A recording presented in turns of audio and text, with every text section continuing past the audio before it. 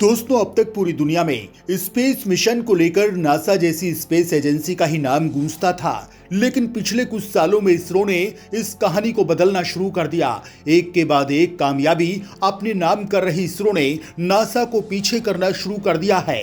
पिछले 60 सालों के दौरान अंतरिक्ष के क्षेत्र में देश ने जो हासिल किया है, उससे दुनिया भारत को एक प्रेरणादायक स्थान के रूप में देख रही है। वहीं अब इसरो इस क्षेत्र में नए नए स्टार्टअप लाकर और उन्हें अंतरिक्ष प्रौद्योगिकी में शामिल करके रॉकेट और उपग्रहों को विकसित करने की जो शुरुआत कर रहा है, वो भारत की नई और शक्तिशाली तस्वीर पेश कर रहे हैं। वहीं अब स्पेस सेक्टर में ऐसी छलांग लगाने वाली है जिससे कि पूरी दुनिया में भारत का ही नाम गूंजने वाला है। तो चलिए दोस्तों, जानते हैं कि इसरो फिर क्या ऐसा करने वाला है जिससे नासा जैसी एजेंसी के पसीने छूटने वाले हैं।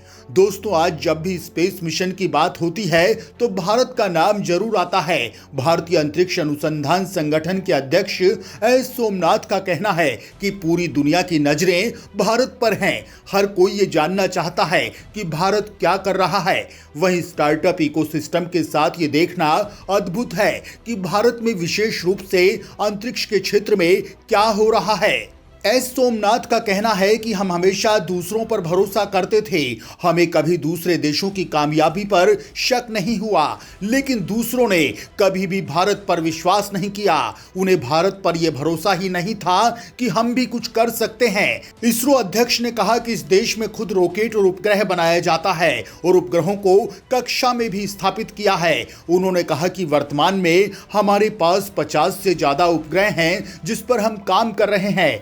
यही नहीं, कम से कम 3 रॉकेट हमारी अपनी धरती से किसी भी समय उड़ान भरने के लिए तैयार हैं। वहीं अब इसरो अंतरिक्ष में एक बड़ी छलांग लगाने जा रहा है, जिसके बाद पूरी दुनिया में भारत की काबिलियत और भी शक्तिशाली हो जाएगी। बताया जा रहा है कि भारतीय अंतरिक्ष अनुसंधान संगठन अपने सबसे भारी रॉकेट LVM-3 के जरिए एक साथ 36 सैटेलाइट को लॉन्च करने जा रहा है। ये लॉन्च आंध्र प्रदेश के श्रीहरिकोटा से किया जाएगा। LVM-3 के जरिए ब्रिटिश स्टार्टअप वनवेब के 36 सैटेलाइट्स को एक साथ लॉन्च किया जाएगा। इस लॉन्च के साथ LVM-3 दुनिया के कमर्शियल सैटेलाइट लॉन्च बाजार में कदम रखेगा, जो भारत के लिए बहुत बड़ी उपलब्धि बनने वाली है। LVM-3 M2 OneWeb India 1 mission का लॉन्च दिवाली से ठीक एक दिन पहले किया जाएगा, यानी 23 अक्टूबर को भारतीय समय के अनुसार 12:07 पर। इसरो द्वारा दी गई जानकारी के मुताबिक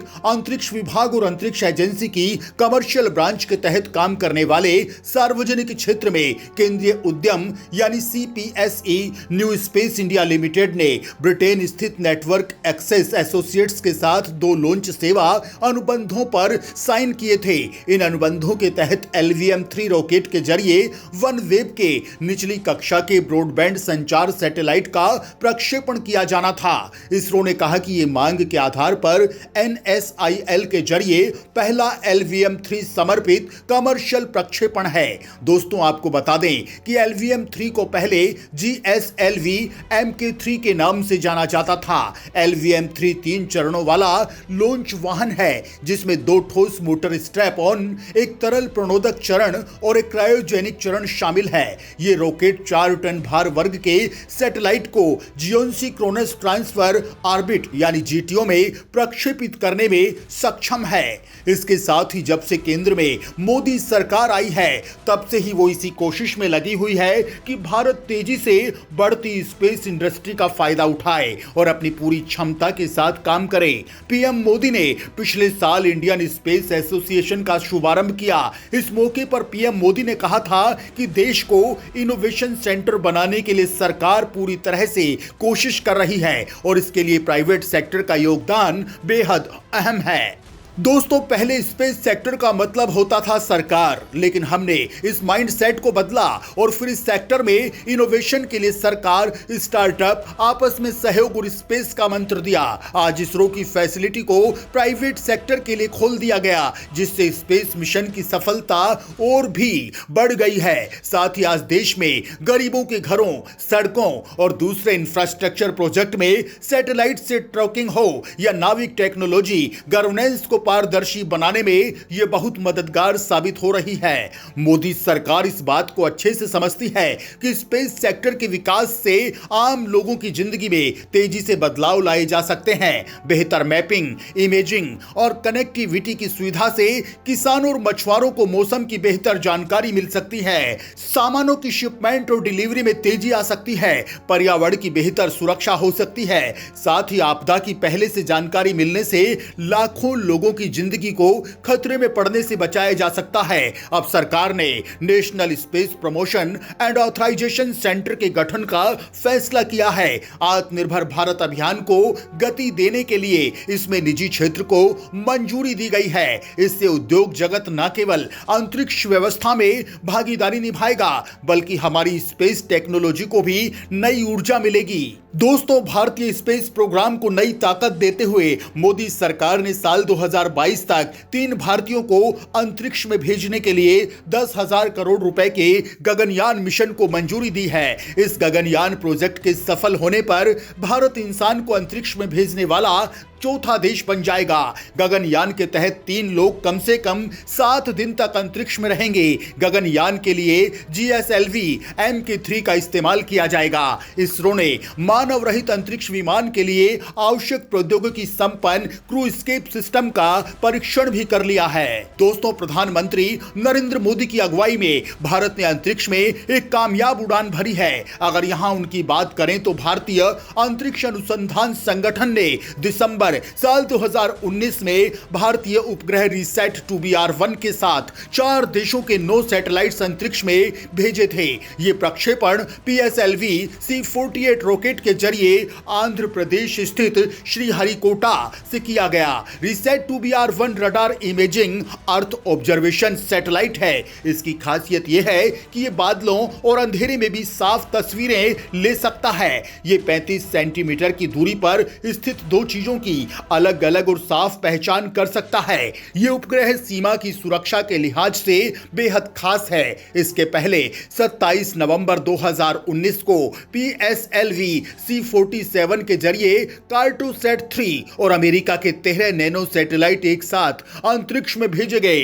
कार्टोसैट 3 एक सैन्य जासूसी उपग्रह है। यह सबसे ताकतवर कैमरे वाला उपग्रह है। कार्टोसैट 3 का इस्तेमाल देश की सीमाओं की निगरानी के लिए होगा। यह प्राकृतिक आपदाओं में भी मदद करेगा। भारत ने मई 2019 को स्पाइस सैटेलाइट रिसेट 2B को लॉन्च किया था। PSLV C-46 ने रिसेट 2B को पृथ्वी की निचली कक्षा में सफल तौर पर स्थापित किया।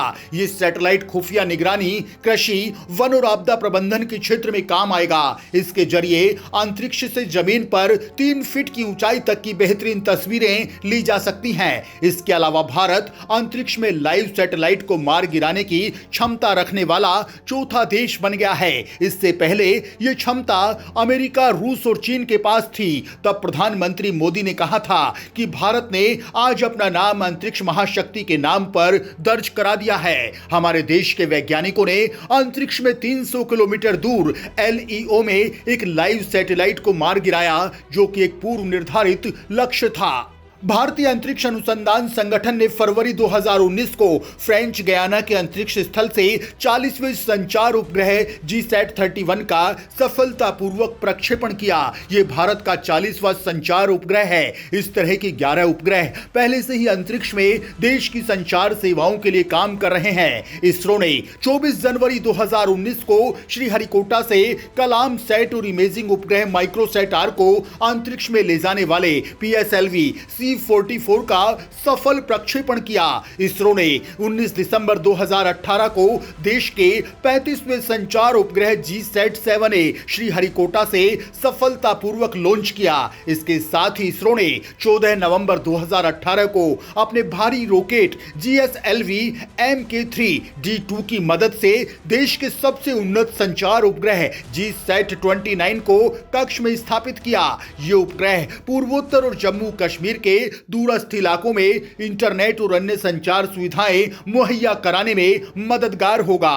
दोस्तों, 23 जून 2017 को इंडियन स्पेस रिसर्च ऑर्गेनाइजेशन ने श्रीहरिकोटा स्थित लॉन्च पैड से कार्टोसैट 2S सैटेलाइट के साथ 30 नैनो सैटेलाइट को PSLV C-38 के जरिए छोड़ा था। ये रॉकेट 14 देशों से 29 नैनो उपग्रह लेकर गया, जिसमें ऑस्ट्रेलिया, बेल्जियम, ब्रिटेन, चिली, चेक गणराज्य, Finland, France, Germany, Italy, Japan के अलावा लातविया, लिथुआनिया, स्लोवाकिया और अमेरिका के साथ साथ भारत का एक नैनो उपग्रह भी शामिल है। इसके साथ ही भारत का अपना GPS सफलतापूर्वक काम करने लगा है। सबसे बड़ी बात यह है कि देशी नेवी सी अमेरिकी GPS से कहीं ज्यादा अचूक है। खास बात यह है कि नेवी सी यानी नेविगेशन विद इंडियन कंसल्टेशन का हिंदी अर्थ नाविक है, जो नाम खुद प्रधानमंत्री मोदी ने दिया है। अमेरिकी GPS की तुलना में इसकी सूक्ष्मता ज्यादा सटीक है। नेवी सी की एक्यूरेसी 5 मीटर है, जबकि GPS की एक्यूरेसी 20 से 30 मीटर की है। भारतीय अंतरिक्ष अनुसंधान संस्थान इसरो ने एक साथ 104 उपग्रह लॉन्च करके इतिहास भी रचा हुआ है। सारी दुनिया इसरो की सफलता को देखकर दंग रह गई थी। इससे पहले एक अभियान में इतने उपग्रह एक साथ कभी नहीं छोड़े गए थे। इससे पहले सबसे ज्यादा 37 उपग्रह भेजने का विश्व रिकॉर्ड रूस के नाम था। दोस्तों, गगनयान के साथ ही इसरो शुक्र पर भी विजय पताका फहराना चाहता है। सबसे खास बात यह है कि नासा और यूरोपीय अंतरिक्ष एजेंसी ने शुक्र ग्रह के लिए 2 प्रोब मिशन की घोषणा की हुई है और भारतीय अंतरिक्ष एजेंसी तीसरा ऐसा संगठन है जो शुक्र ग्रह के लिए अपने मिशन पर तेजी से काम कर रही है। भारतीय मिशन पृथ्वी के रहस्यमयी जुड़वा शुक्र ग्रह की जांच करने के अलावा उसके विनाशकारी अतीत को समझने के लिए सुराग की तलाश करेगी। तो दोस्तों, इस मुद्दे पर कमेंट बॉक्स में आप हमें कमेंट लिखकर अपनी राय जरूर बताएं।